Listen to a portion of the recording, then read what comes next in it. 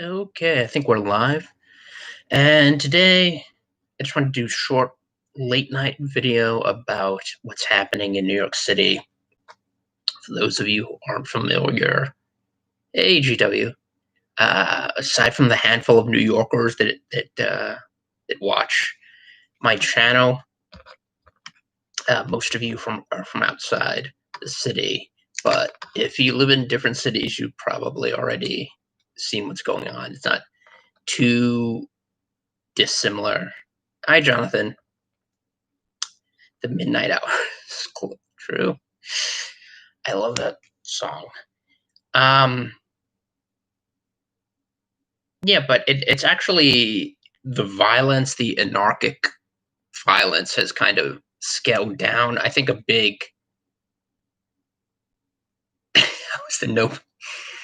I doubt it's going to be that well. It's funny, a lot of people have said they've been debating. You particularly, I think there was an article in Reason magazine about this. The problem with no police is it's not going to be replaced by private security agencies or national reciprocity. You're not going to have universal open carry or conceal carry permits, at least not in the foreseeable future. I don't see any way that you're going to have places like New York City enact uh, those kind of reforms. But what's more likely is you're going to have the police either scaled down or abolished completely, and they're going to be replaced by Antifa light. Basically, they're going to have social workers and bureaucrats and other public employees inserted to replace the cops. So when uh, someone commits a crime, they're going to try to intervene by I don't know, sending a social worker over there. That seems to be the approach. Listening to Ilhan Omar and some of the some of the folks in office in Minnesota who were suggesting getting rid of the police department of Minneapolis, the city that was just torched to the ground by roaming mobs of uh, sociopathic criminals. That's really a Latin Kings. That's another example. It's really like, I mean, people were joking that they had the hashtag the purge 2020, but it really is like something out of a dystopian science fiction or fantasy novel or film, where you have certain neighborhoods now. I think Chicago was one of the cities where you had gang members. The Latin Kings provide protection for their neighborhoods, so you have these indigenous populations uh, can, of certain neighborhoods provide protection that's absent because the police, who are ostensibly tasked with protecting property and lives and instituting civil order, have virtually vanished. They're either not enforcing the law, or applying it arbitrarily, or they're simply too overwhelmed. There's simply too many criminals out in force for them to actually do anything constructive. And you see that throughout. I mean, one of the few saving graces is that for the past couple of days, it's just been raining very hard at night, which has deterred a lot of the looting and spontaneous, quote unquote, violence that you see happening in Manhattan. I mean, they basically sacked Soho, which is a very wealthy area in Lower Manhattan, known for known for commerce and these high-end retail shops. They basically sacked it. Everything's boarded up. They rampaged through it for the first week and then started to move on to less affluent areas of New York City, such as the Bronx, the South Bronx, and parts of Queens, south of Houston Street. Yeah, just like NoHo is north of Houston, or Nolita. There are all sorts of these initialisms and acronyms to describe various neighborhoods in New York. Uh, but yeah, they basically wiped out Soho as a productive economic entity. That's how little resistance they faced. And it's kind of hilarious watching Bill de Blasio describe the orgy of violence that was unleashed onto New York City.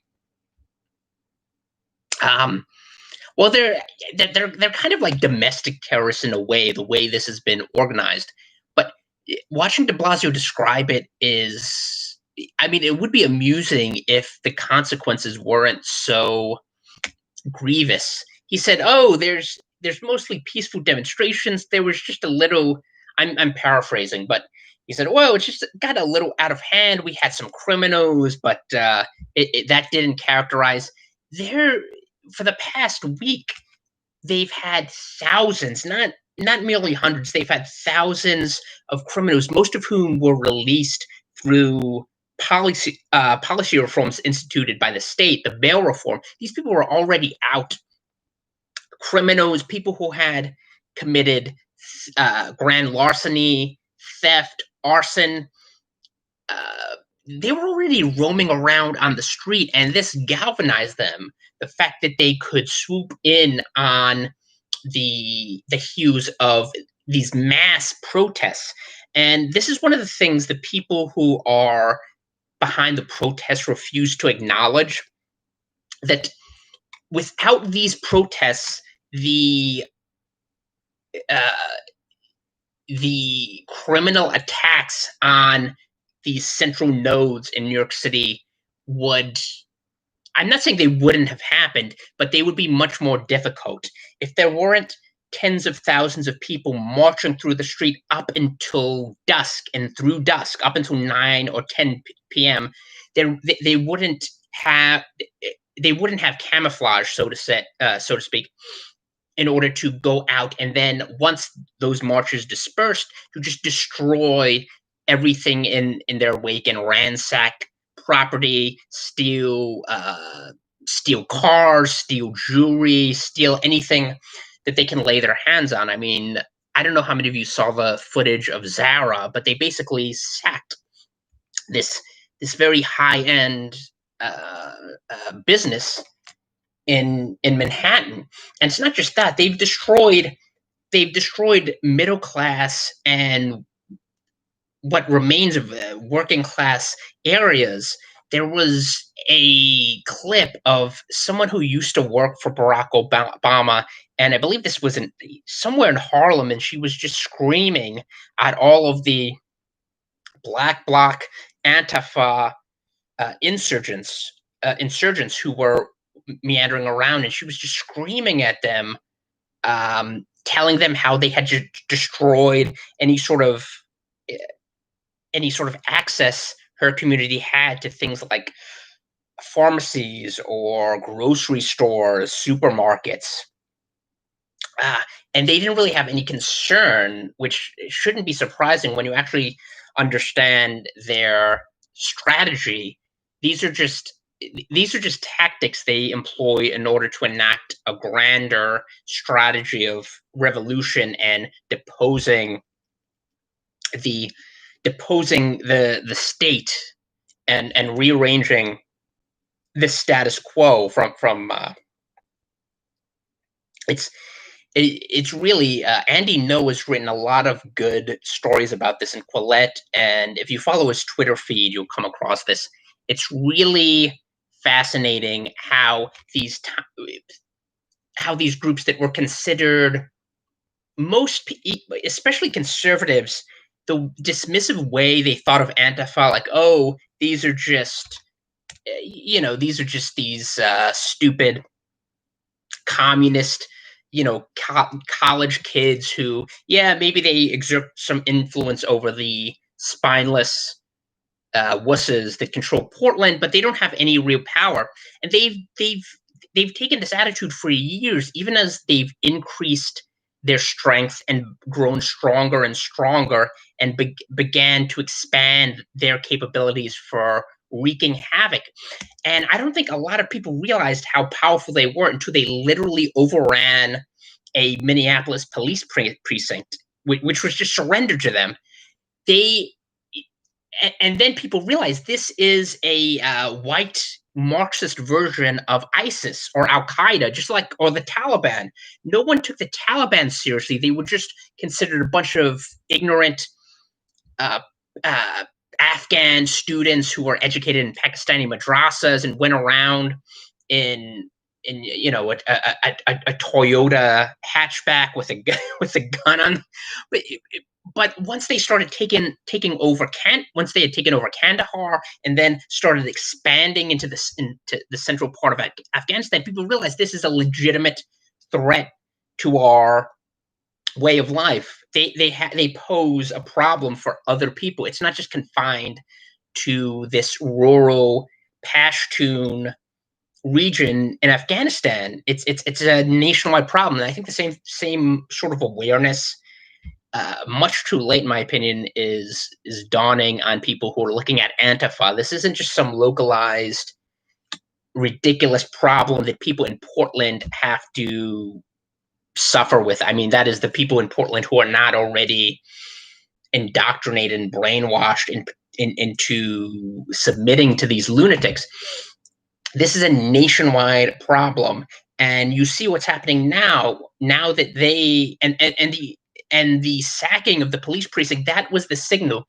If the Minneapolis Police Department had defied the mayor's orders and stood up to and said, "We're not going to obey this. We're going to resist them. We're going to, you're endangering our lives. We're going to use live fire." That would have put an end. I'm not saying that no other riots would have occurred, but I'm pretty sure that would have put a cap on the potential damage. But once that happened, all bets were off. And Daniel Greenfield points this out in an article in Front Page Mag. I think it was published yesterday.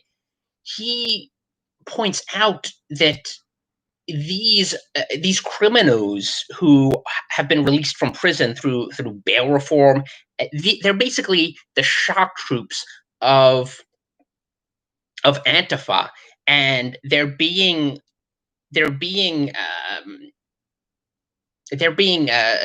press ganged into service in order to serve their ideological purposes. So when people say, "Oh, we should support the no, you don't. You don't need to support the protests. If the protests are a vehicle for an anti-civilization, anti-American, destructive force to be unleashed onto your city, you don't have to support the protests."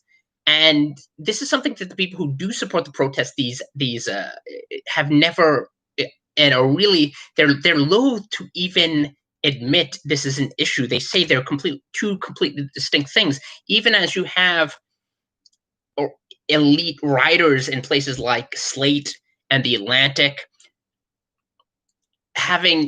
espousing this really bizarre line that violence and destruction of property is morally righteous. So on the one hand, they're saying the protesters are nonviolent and peaceful, and on the other, they're saying simultaneously that violence is justified. So you can't reconcile these two positions.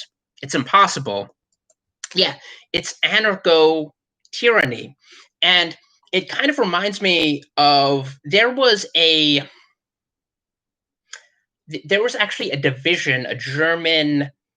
It was, I don't think they weren't allowed to use they weren't Waffen SS, but they were basically a division comprised exclusively of criminals, and you could call them the Suicide Squad, basically, of Nazi Germany, because these were people whose alternative was to be sentenced to death or to die in prison, but they were given the opportunity to go and satisfy their own base desires and channel it into aggression against other countries. So they were sent to the Eastern Front, and they were sent to to crush partisan uprisings in the Balkans, and I think they also served in France towards the end of the war. But they were basically criminals. It was intended initially to be more garden variety criminals. Yeah, the Duro Wanger group. Uh, yeah. So they were SS. So the Duro Wanger, they were basically the equivalent of the Suicide Squad, only not as. I don't think you could make a commercially viable Marvel film about them because they were just completely depraved, even by Nazi Germany standards. They were, for example, there were repeated complaints issued against them through the chain of command that German generals and other Waffen SS generals, they didn't want to work with these people because they were so psychologically depraved. They were basically criminals. They were sick criminals that had been enlisted in order to do the Nazis' dirty work. And I think that's what's happening here. Daniel Grinfield didn't really go into this aspect, but he alluded to this: the fact that these criminals are basically the shock troops, the shock troops used by their ideological by the ideological Marxists who are organizing this nationwide pogrom. It's it's really twisted. Another example would be in the Soviet Union. The party commissars, and particularly the people who ran the gulags, they would use the criminals. The criminals would be their eyes and ears, and they would be kind of their asset within the gulag in order to punish political or religious dissidents or people that the Soviet state wanted to crush. So they would basically be their informants or their enforcers that they needed to punish people. The Gulag Archipelago discusses this. It's a really fascinating book. It's very long, but it's worth reading. Hi, John. Hi, Inky. Hi, Alejandro, and First Corinthians, and Diane. But it's very interesting because you see this recurring a lot, where you have these ideological regimes which are really, in one sense, basically criminal regimes. So they have a synthesis with people who are not ideological. They don't have an underlying moral ethic or philosophy. They basically are simply driven by their very very depraved desires and how to satisfy them. So there's kind of a confluence of interests here. You have a group that wants to enact radical social and political transformation and efface the existing civilization, and you have another group that doesn't really care about the outcome of this sort of outcome. They only view it as a tacit. Basically, they view it as an opportunity for them to do something lawfully, not by the state at that time, but do something that's legitimate. So they can basically rob and steal and kill and rape, and there will be no criminal penalties that attend to that. They won't be punished. Well, the Gulag, it actually is pretty depressing. There are a lot of depressing things. It's kind of interesting. One of my favorite parts of that book, and I think there are 4 parts. I think it's almost 2,000 pages long. But one of the most interesting parts is where he talks about the Baptist believers that he met in there, because you had ethnic groups that were transferred, that were in the Gulag. You had various religious groups. You had Jews. You had political factions like the Socialist Revolutionaries and the Mensheviks, and various left-wing increasingly left wing because the right wing factions had either been exiled or executed. But you had left wing political factions, but you also had certain religious factions, and one of them religious denominations. One of them were the Baptists, and these were the people who wouldn't go along with the confessional that the official um, Baptists would go along with. In Torture for Christ, Richard Wurmbrand talks about this, going to this meeting that the Soviets had set up with rabbis and imams and pastors and priests, this giant meeting, and every single person at that meeting basically praised the Soviet Union. And Richard Wurmbrand got up, and this was something that was broadcast to the nation of Romania, and he denounced the Soviet Union, said that this was a perversion of the gospel, and eventually he got cut off. You can see this if you watch. Voice of the Martyrs has a film adaptation of his memoir, but he does this nationally, and this was the start of a decade-long persecution of he and his family. But he basically denounces communism and says it's a perversion, and these people are simply denying Christ. And it's really an amazing moment. But you saw parts of that in the Soviet Union as well, in the Gulag, and Solzhenitsyn talks about this a little bit. But yeah, that was a bit of a tangent. But getting back to my main point, that's what you're seeing right now, just the confluence of criminals and sociopathic criminals and ideological sociopaths who are manipulating them with the help of the state, which is increasingly ceding to their demands. And you see this. I mean, I've really rambled far afield. I was actually going to talk about de Blasio and what it represents for him. I mean, he's getting booed by the protesters, quote unquote, and he's also getting booed. He's also earned the enmity of the police, the PBA and SBA. It was really interesting to see that. So we don't know what's actually going to happen in the weeks ahead, but so far the violence has declined. There was a march through my neighborhood which was ended without any property damage or injuries, thank God. But we'll see what happens in the weeks ahead. Anyway, thanks everyone for coming. I will see you next time. Have a good night.